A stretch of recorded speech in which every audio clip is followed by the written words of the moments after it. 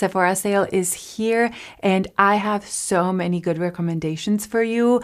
I actually decided to split the video in two and do a part 1 that includes the makeup recommendations and a part 2 that includes everything else like skincare, hair care, body care, candles, fragrance, and also my wish list or what I have in my cart. I thought that would be interesting. So I'm excited. It's going to be a long one. You guys know I don't hold back in these videos, but I did decide to try my best to keep it to 3 products per category so I won't overwhelm you. However, lips, blushes, we kind of maybe didn't do that great, or eyeshadow. Anyway, I did my best, okay? Because I have so many Sephora recommendations video, I decided in this video to kind of focus on the newer-ish products. Some of the products that I have here aren't new.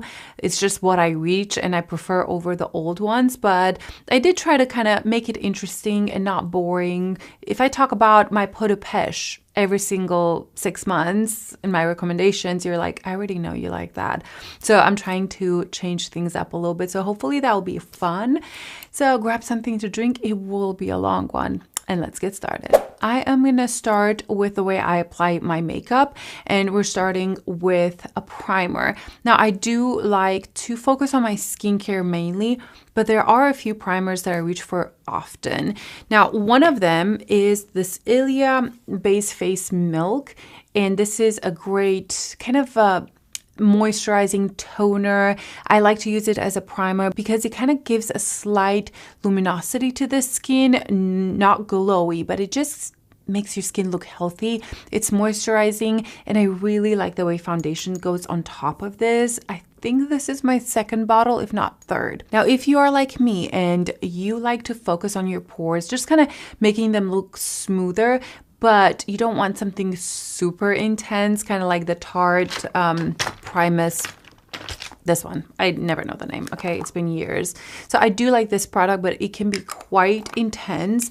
So I've been reaching for the Danessa Myricks Balm pretty much every day. This is the Yummy Skin in the shade 3. It comes in clear color as well. And I've had this for a while and I feel like I'm barely making a dent because I need so little product. So I'll put my finger straight on it and then I'll kind of push the product into the pore area. And I really like it. I think it gives this really beautiful kind of smooth look to your pores. And because it's pigmented, it does give just a little bit of coverage, but I don't use enough to where it covers my freckles or anything like that. It's just a little extra coverage. And I've been reaching for this so much. Even when I have drier skin, I feel like this one works because it's not quite as intense and as other pore filling primers. So this is a favorite. I'm going to give you a glowy option. This is the Dior Forever Glow. And I think this is probably the most beautiful glowy primer. If you like the Charlotte Tilbury Hollywood Flawless filter, I think this one's better. It's a little smoother. It goes around the pore area pretty nicely, and it's not as metallic. It's just smoother. It gives the most beautiful glow on your skin. Look at that finish. Yeah, it's stunning. And this is the shade 3. After I am done priming my skin, I actually move to the lips, and I use the lip stain every single day. Even if I don't wear makeup, I will use a lip stain. And that's because I don't have naturally very pigmented lips, and they kind of fade into my skin. I've had that my entire life. I was always jealous of one of my sisters that has such defined lips and they have such beautiful pigment to them, and I never had that. So because of that, I use lip stain all the time. I am so excited to share that my favorite lip stain is now available at Sephora, and that is the Wonderskin lip stains. And this portion is in collaboration with them. And I'm very excited because I have used these for years and went through so many different tubes. And I know it's kind of hard to find them. So having them at Sephora, it just makes it easier. You know that, you know, it's always there. And they have some beautiful colors available. They don't have their entire color like selection at Sephora, but hopefully they'll work on that. But some of my favorite ones are available, and I'll show you the ones that I'm talking about. I did do inserts of me applying 3 of the colors, and just have grace for my lips and my application, because these are meant to stay pretty much all day, and I was scrubbing my lips raw to try to kind of show you the product. So yeah, just, you know, if it's not super even, disregard that. But the way these work is that it actually looks very blue when it comes out of the tube, and you apply it on the lips. Make sure that your lips are completely clean, that there's no oils. So you apply this, it goes blue, do not freak out, and then you let it rest for about 60 seconds. Make sure it's fully dry, and then you take a tissue with a little bit of water, and then the stain is left over, and that stain is very long lasting. If you want more intensity, you can do this a couple of times to have a lot more pigment. I never do that. But in case you want, you know, very intense color, you can always add another layer. So let me show you the colors that I have. The lightest one that I have is Whimsical, and there's actually another lighter shade. It's called XOXO. It's like a light nudie pink. But the one I'm showing you today is Whimsical, and this is described as a warm rosy color, but on me it's actually quite cool tone, and I really like it. I like that it's softer, it's not super intense. Some shades are more pigmented than others, but I really like this one because of that softness that it has. It still defines my lips really well, and it works great, it lasts, but the pigment isn't super intense, so I can actually layer whatever products I want on top of it and it won't interfere. That is Whimsical. The next one I have here is Charming, and this one is a little bit more intense. I actually swatched them on my hand. I still have this swatches since this morning, and you can kind of see the difference between Whimsical, which is right here, Charming, and then Lovely. I'll show you in just a little bit, but Charming is a little bit more intense. It has more pigment. It has a little bit more I wouldn't say pink in it. It has more rose in it, and I really like it. I actually really liked it with the sweater that I was wearing today. They do describe this one online as a toffee rose stain, and I agree with it. It's not too pink, but it has that rosiness in it, and it also has depth. It's not quite brown, but it has that depth to it. And I really think it's such a beautiful shade. This is one that I reach for, and I like to pair this one with a browner liner, kind of fade it in, and that's it. Maybe a gloss on top. And then the last one is my favorite. You guys know I've used this in so many videos, and that is the shade Lovely. And this is more of a chestnut color. I like that it's leaning a little bit more brown. I would like to say that I've tried so many stains in my life, and most of them end up looking either super pink or super red on me, and I don't want that. I want something that is soft, wearable every day. Even though this isn't full on brown on me, I think it gives more of that warm brownie undertone, and I think it is flattering. I would say that it is my perfect everyday stain. It fades really beautifully, and I think it just looks natural on my skin. So Lovely is without a doubt my favorite. I have gone through so many of these, and this one's almost gone. Go check them out. I think they're beautiful, incredible stains that have stood the test of time. I've had them for years, and I think they are absolutely beautiful. I will make sure that I link everything down below, and thank you Wonderskin for working with me. It's just really exciting when I get to work with a brand and a product that I've been using for years. That's probably my most repurchased makeup product in my entire collection. Moving on to foundations, and I've picked 3 of them. And the first one is a skin tint, and this will come as no surprise. It is the Merit, the Uniform Tinted Mineral SPF 45. I love this product so much. Since it was released, I cannot put it down. It's my everyday kind of skin tint. I think it's so beautiful. It has this beautiful finish on the skin where it is radiant, but it's not oily and it doesn't stay wet. However, it's very interesting because for a product that is a little bit more radiant, it gives such a blur to the skin. And I think that that's the most impressive thing about it from somebody who struggles with large pores. This is so smooth around the pores, so smooth around my fine lines. Like I have smile lines right here. It never gets into there. Beautiful. It's long lasting. My new favorite skin tint. The next foundation is the not exact opposite, but it is a fuller coverage and it is more of a natural finish. And that is the Makeup by Mario new foundation. What's the name of it? Surreal Skin Natural Finish Foundation.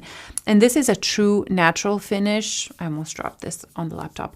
I do have two shades. I have 6W and 9W. 9W is my summer shade. 6W is my winter shade. Right now I'm extremely pale and this would be a good shade for me. I love the way this sits on the skin. I love the way it looks on the pores. I love the way it feels on the skin. It kind of feels like nothing. I love that it gives me really good coverage. I can have a medium full coverage with this or just medium if I kind of spread it out. And I love that it's a natural finish. And then the next one is, I would say an old favorite, even though it's only been out for maybe a year, but I've spoken about this one so much. This is the Givenchy Prism Libre Glow Serum Foundation. This foundation was like an immediate love. The second I applied it on my skin and I was like blending it in, I was absolutely shocked how beautiful it sat on the skin, how beautiful it went over pores, even though it has like a glowier finish. It is so stunning. And dare I say, at Sephora, is probably my #1 foundation at the moment. I think they did an incredible job with this one and I like how long lasting it is. I like how it sits on the skin. I like how it sits on the pores. I do powder my T-zone when I wear this foundation, but I powder my T-zone all the time. But yeah, it has such a stunning blurring effect on the skin, yet it still gives you some radiance. It's not super glowy, so don't think like you're gonna be extremely radiant, but it's the foundation I'm wearing today and I think it's so smooth. I would say it's a medium buildable coverage, which means like I could get a medium out of it or I could build it up to a medium full. And I think it's stunning. I am wearing the shade 3W. Moving on to concealers, nothing new here. So there's no new concealers that I'm like, wow, this is so good. I have to recommend it. I'm still stuck on my Hourglass concealer. I had a phase where I hated this concealer. I thought it was dry and heavy and I've learned to use it. I use it very little. I spread it out. It's a very spreadable concealer with a lot of base pigment, which I like because I really do like to cover my under eyes. I feel like if I don't cover them, I just look tired and sick. So this has been my #1 concealer. However, if I need a little bit more radiance, the Creal concealer is absolutely incredible. If you have mature under eyes, if you have dry under eyes, if you like a medium coverage concealer with radiance, this is it. It's very expensive, but I have 2 shades and I would repurchase these in a heartbeat. I think the finish is probably the most beautiful out of all of my concealers. I just finished a 2-hour conversation on the phone with my mother-in-law. A great conversation. She's incredible, but I think I was talking about the Creal concealer, how much I love it. It's great. It's it's priced pretty high, but it is so good. And I think a lot of people are going to love it. Unless you are oily, I don't think you would love that one. The next concealer, it's an old favorite, the Tower 28 concealer. These have been the 3 concealers that I've been reaching for, I would say, the past 6 months. I dabbled here and there with other concealers, but these have been just staples in my collection. I think they're so beautiful. Tower 28 is this beautiful serum concealer, medium coverage. Moving on to cream bronzers / contours. I have to say that these Westman Atelier bronzing drops have been sitting right here. I've been using them almost every single day. I used them today. I have a bronzer on top, but I love these so much. I think they're beautiful. They're very luxurious. They blend in very nicely. I tend to go for these two shades, the lightest, like shade 1 and 2. 2 is if I want more of a actual bronze and I'm a little more tan, but shade 1 is a beautiful contoury shade. These blend in so nicely. They're so smooth. They set down, and I think that they are fabulous. So I highly recommend these. Okay, the second kind of contour bronzer, or cream bronzer, are the Sarah Creal bronzers. This is shade 2. I have shade 1 somewhere. I use both of them. I would say shade 1 is better for kind of contouring or sculpting the face. Shade 2 is a better kind of bronzy shade. It's a very blendable emollient. I don't find that it sits glowy throughout the day. Like, it does set down, and it's just so blendable, so beautiful. It's right there. And yeah, this has been very much loved. Where's my other one? Here is the other color, shade 1. I don't know if you can tell. Wow, it literally has so much gunk in there. It is what it is. So shade 1 and shade 2. I love both. If I could only keep one shade, I think I would go for shade 1 for winter time, because I can definitely kind of sculpt my face with this. And then I decided to put the MPH palette in here, just because it is the whole idea of contouring, highlighting, and sculpting your face. And I love this palette so much. I have a huge dent in most of these colors, definitely the contour shade the most, but I use all of them. I can underpaint with this palette so quickly. And then once I put a skin tint over it, it just blends itself. So I love the color story. I think it gives you the most kind of flawless shaping to your face if you use this technique. And I've used it on top of my foundation as well. I don't like using this when I am using any sort of a medium to full coverage foundation. I just think it's kind of a waste, honestly. So if you are somebody who loves that kind of flawless contour highlight to your face, and you use a lot of skin tints, lighter coverage foundation, even light to medium, I think that you would love this. I don't think it's for everybody. You know, if you like a full glam, I kind of feel like this won't give you much. But if you're into that more kind of clean aesthetic and you want to contour, I think this is so beautiful. Moving on to actual bronzers. I mean, the Farah Hamidi bronzers, I think they will come as no surprise. These are pretty much my favorite bronzers that I own. They are so loved, as you can see. This is the shade Lumen. This is my #1 shade. I think it is so beautiful. It does have a glow to it, but it's not shimmery at all. It just makes you look alive. I love the pigment of the shade Lumen.